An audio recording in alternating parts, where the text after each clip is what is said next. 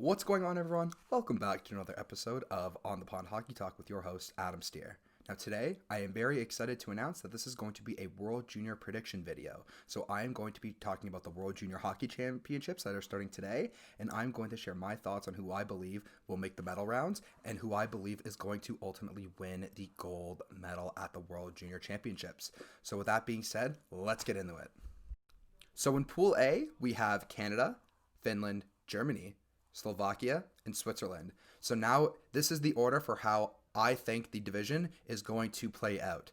So first, we have Team Canada. They're just too strong. 19 first-round picks on the roster. I know there's no Kirby Dach, but at the end of the day, talent will take over and Canada will win the division. Second is Finland. Finland has a few really strong players in Anton Lundell and Ville Heinola. Reminder, Anton Lundell did play for Finland when they won gold in Vancouver in 2019, so I expect him to have a very dominant tournament. Ville Heinola did play a few games in the NHL last year for the Winnipeg Jets. I expect him to anchor their blue line, considering that he was a 2019 first-round pick. And ultimately, the game between Canada and Finland on New Year's Eve will decide, in my opinion, who wins the group. So again, I have Canada first, Finland second. I have Switzerland third. Now, they have a few players that people haven't heard of that I've been researching and following, and they have a few decent players on this roster. Now, goals may be hard to come by, but one of the players that I've really liked a lot of is Lorenzo Canonica. He plays in the Swiss Junior League and averages almost a point per game. He's been really great, and Simon Knack's been really strong too for Switzerland. So those two guys, I believe, will help Switzerland land a potential playoff spot. So I have Switzerland third. Fourth, I have Germany. Now, I would have put them up higher, but the fact that they really don't have a lot of skaters right now, they have 14 skaters, 9 forwards, 5 defensemen. At the end of the day, they're just gonna burn out, in my opinion. But the fact that they have the likes of Tim Stützle, who's an absolute stud, and JJ Peterka, who also was a great steal for Buffalo in the second round of the draft, those guys will help Germany, in my opinion, also land a playoff spot. Lastly, here I have Slovakia. Now, I wouldn't be surprised if they got in at all. I mean, anywhere from 3 to 5 is sort of a crapshoot in this division, but I just feel like they've really tailed off the last couple of years, and they really haven't, made a lot of progress since they won that bronze medal in 2015 with the likes of MVP Dennis Godla in net. So unfortunately, I don't know how Slovakia is going to do, but at the end of the day, regardless of coming in third, fourth, or fifth in this division, you're going to have a tough matchup, especially if you're third and fourth making the playoff round. You're going to have a really tough time if you face a Russia, Sweden, or a USA, for example. It's going to be rough. So again, my final standings for the group are Canada first, Finland second, Switzerland third, Germany fourth, and Slovakia fifth. So now we are going to be looking at Pool B, which I believe is considered the group of death.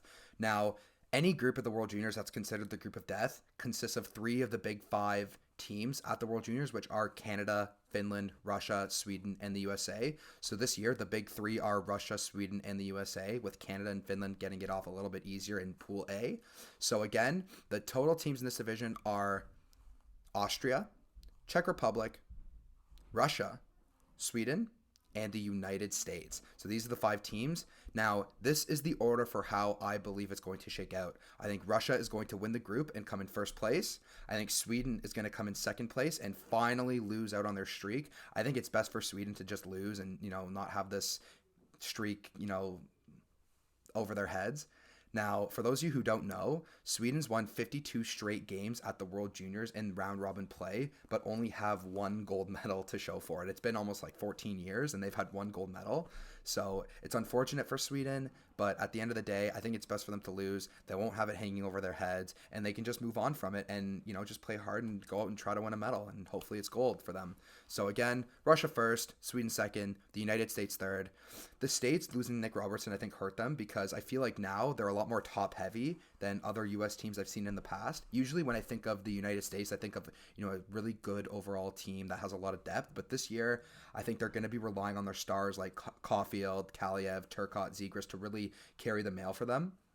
So again, I have the United States third. Fourth, I have Czech Republic. Now, they have Jan Mysak, who got drafted by Montreal in the second round last year. He, I believe, is going to be the captain of this team, and I believe he's going to will them to a win and maybe a little more. Who knows? within this tournament, but I definitely think they're going to beat Austria. And ultimately, I do have Austria coming in fifth in this division. Now, it's really unfortunate because Austria is in this group because Marco Rossi is an absolute stud. Now, Marco Rossi was drafted 9th overall to the Minnesota Wild in this past draft, and he is a tremendous two-way player overall. He is absolutely fantastic.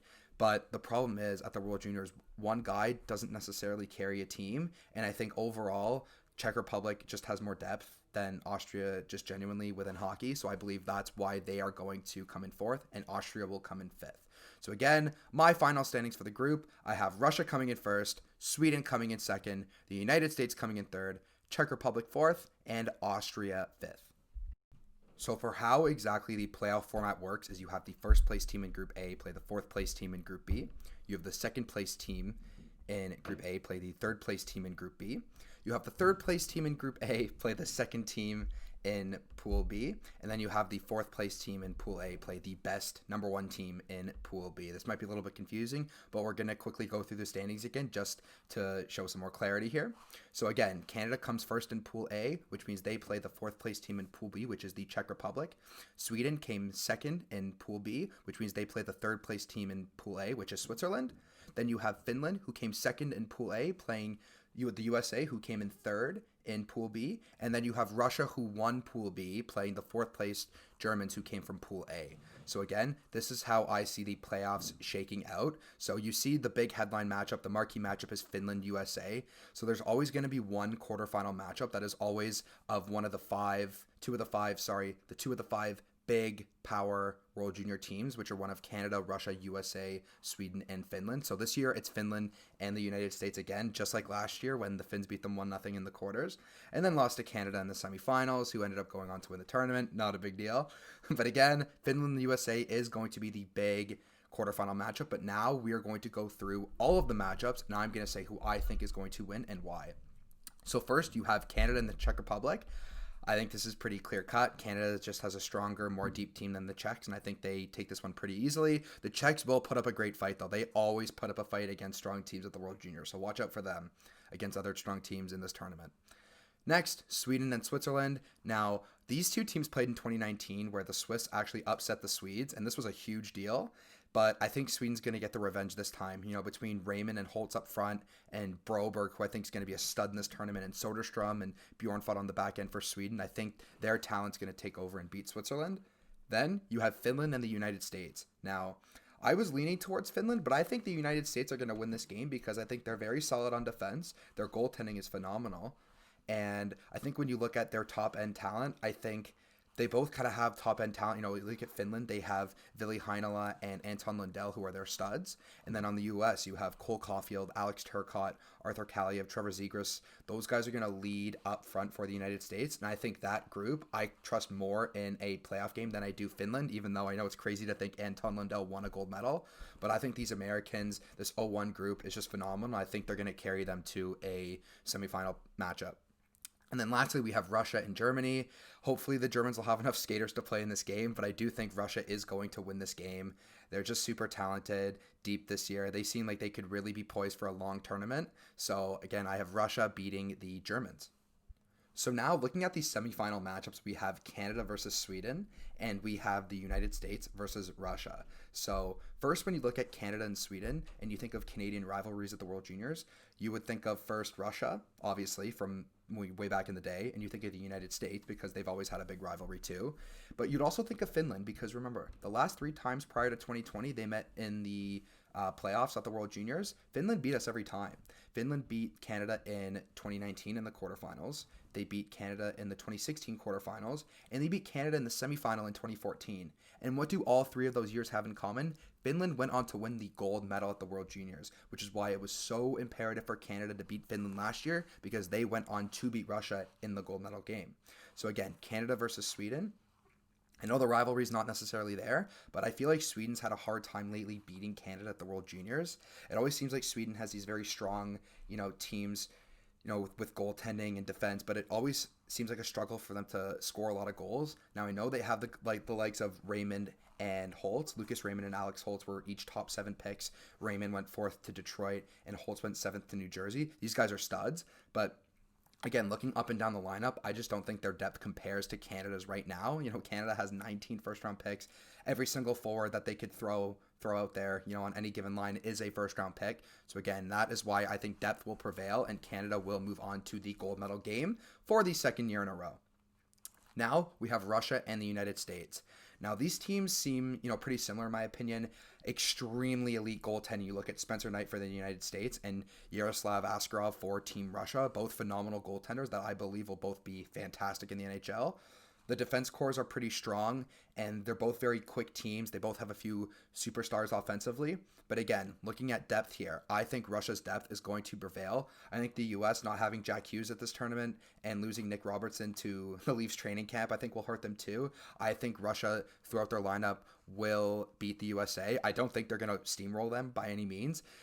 These games are usually really close. It's usually 1 or 2 goals that decide the game. But I do believe Russia, with their depth, and, I think they're really hungry this year to win. They were really pissed off last year about how, the game against Canada ended. I think they're very determined, and they know they have the roster that could win a gold medal this year at the World Juniors. So I have Russia beating the United States.